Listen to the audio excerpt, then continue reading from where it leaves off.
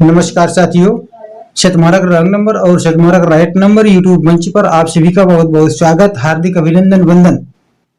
साथियों, जैसे कि अभी कल के वीडियो में आप लोगों को ये बताया था कि जो वीरपुर का जो बाबा साहब डॉक्टर भीमराव अंबेडकर की जो प्रतिमा पर जो अतिक्रमण फैला रहे थे लोग, उसके संबंध में मैं पुनः आप लोगों को एक नई जानकारी देने वाला हूं।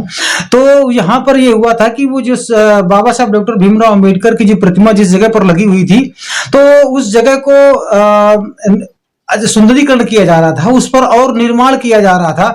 और वो निर्माण केवल ऐसे ही नहीं हो रहा था, वो निर्माण सरकारी धनराशि से हो रहा था। ये यहाँ पर जो उसमें बाबा साहब की जो जो प्रांगण है, जो मैदान है, वहां पर बाउंड्री वॉल नहीं बना था, वहां पर नींव भरी हुई थी। तो उस नींव को भरे हुए कम से कम 25 साल हो गया, 20-25 साल हो गया। तब से वो आज तक वो नींव भरी चली आ रही है और उस पर कोई अभी तक निर्माण कार्य नहीं हुआ था। इसमें कि सरकारी सहयोग से वो निर्माण कार्य का कार्यक्रम वहां पर शुरू किया गया था। तो इसमें कुछ पास पड़ोस के जो अराजक तत्व हैं, उन लोगों को ये बात बर्दाश्त नहीं हुई और वो लोग इस पर ऑब्जेक्शन करने के लिए मैदान पर आए। और उन्होंने कहा कि अगर ये यहाँ पर इस तरह से अगर बाउंड्री वॉल होता है यहाँ पर, या कोई निर्माण किया जाता है, तो हमारे मकान का लुक खराब होगा। इसलिए वो लोग कार्य को रोक दिया। जब कार्य को रोक देते हैं तो इससे कि जो बाबा साहब डॉक्टर भीमराव अंबेडकर के जो मानने वाले लोग हैं, जो वहां जो रख रखाव करने वाले लोग हैं, उन लोगों को ये बात बुरी लगी, जिससे कि उन लोगों ने भीम आर्मी को सूचित किया। जैसे घाटमपुर अरविंद कुमार बोस जी को ये बताया गया कि यहाँ पर इस तरह से ये लोग इसको नहीं बनने दे रहे हैं। तो वो वहां पर मौके पर पहुंचते हैं और पहुंच करके इस बात को उठाते हैं कि आप लोग संविधान के दायरे पर रहकर, कानून के दायरे पर रहकर आप कोई भी काम कर सकते हैं। और इस तरह से बाबा साहब का जो ये मैदान है, इस मैदान को क्षतिग्रस्त न होने दें और इसको बनने दें, इस कार्य को न रोके, इस कार्य को चलने दें। क्योंकि ये बाबा साहब डॉक्टर भीमराव अंबेडकर पर्सनल एक मेरे नहीं है और न ये पूरे देश के हैं, समूचे समाज के लिए हैं। ये इस तरह से जो है तो अरविंद कुमार बोस जी ने वहां पर लोगों को समझाया।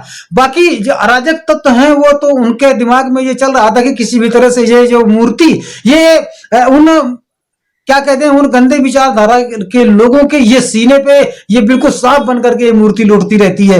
ये इतने गंदे विचारधारा के लोग हैं कि ये समझते ही नहीं है कि बाबा साहब ने हमारे समाज के लिए, हमारे देश के लिए उन्होंने क्या किया है। वो बिल्कुल पता नहीं कौन सा उनकी आंख में चश्मा लगा हुआ है कि जो वो बाबा साहब को किस नजरों से देख रहे हैं। और जबकि बाबा साहब ने क्या किया है, ये किसी से छुपाया नहीं जा सकता है, हर व्यक्ति जानता है। वो जो ऑब्जेक्शन कर रहा है वो भी जानता है कि नहीं, यहाँ बाबा साहब ने हमारे देश के लिए, हमारे समाज के लिए क्या किया है। तो साथियों, जब ये वहां पर पहुंचते हैं तो इनको जेल हो जाती है। जेल ऐसे हो जाती है कि यहाँ पर समझा बुझा करके जब वहां से जो अराजक तत्व हैं, हम उनको अराजक तत्व ही कहेंगे।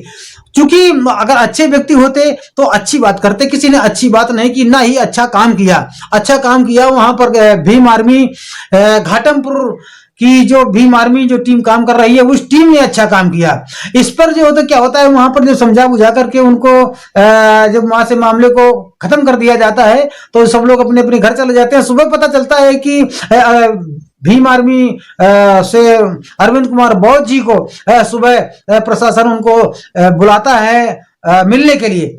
और जैसे ही वहां थाने पर पहुंचते हैं तो इनको गाड़ी पे बैठा करके सीधे इनको कानपुर ले जाते हैं और वहां पर इनको मतलब जेल में इनको बंद कर दिया जाता है। इनके ऊपर कुछ धाराएं लगा दी जाती हैं।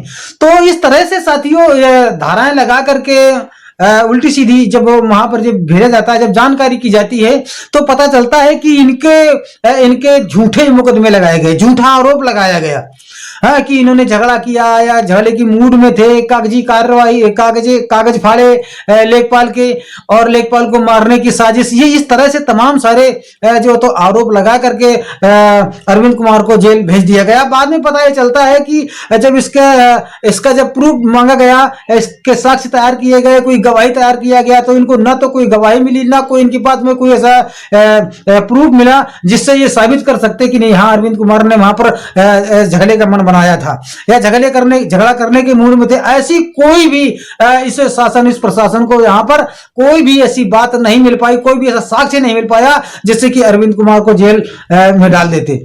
अब ये उनको 17 तारीख को इनकी जमानत होकर के आ जाती है और ये ऐलान कर देते हैं कि मैं 20 तारीख को एक बहुत बड़ा आंदोलन करूंगा, जैसे कि प्रदेश लेवल से भी क्या नाम, और ये आपके कौशल वाल्मीकि जी और रामगोपाल गौड़, ये लोग मिल करके और जो कुल मिलाकर के अपने यहाँ की जो घाटमपुर विधानसभा क्षेत्र की जितनी भीम आर्मी टीम है और प्रदेश लेवल की टीम, कई प्रांतों से लोगों का जो है तो यहाँ पर फोन आने लगा और कई प्रांतों के लोग यहाँ पर आने के लिए मन बना लिए कि वहां पर ये अरविंद के साथ में, भीम आर्मी के साथ में ये गलत हो रहा है और चल करके वहां पर बहुत बड़ा आंदोलन करेंगे और ये एसडीएम साहब का घेराव करेंगे।